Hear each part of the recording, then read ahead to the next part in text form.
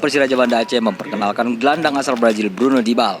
Mantan pemain timnas Brasil usia 20 resmi memperkuat Persiraja Banda Aceh pada Liga 1 musim 2020 ini.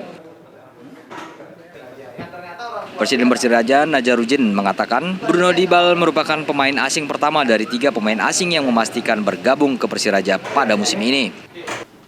Menurutnya, 2 pemain asing yang sedang ditunggu kedatangannya yakni Vanderlei dan Adam Miter. Menurut Najarudin, Bruno Dibal yang bermain di posisi gelandang serang dikontrak selama 1 musim.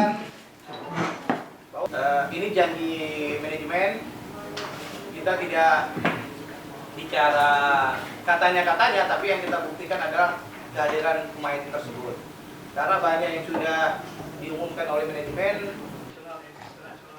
Sementara itu, Bruno Dibal mengaku tertarik bergabung ke Persiraja karena klub yang baru naik peringkat liga tersebut memiliki banyak pendukung. Menurutnya, Persiraja merupakan tim yang cocok untuknya.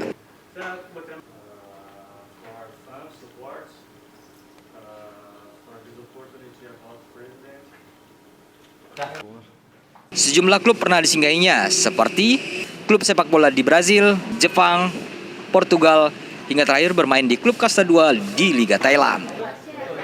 Dari Banda Aceh, Fadil Batubara melaporkan.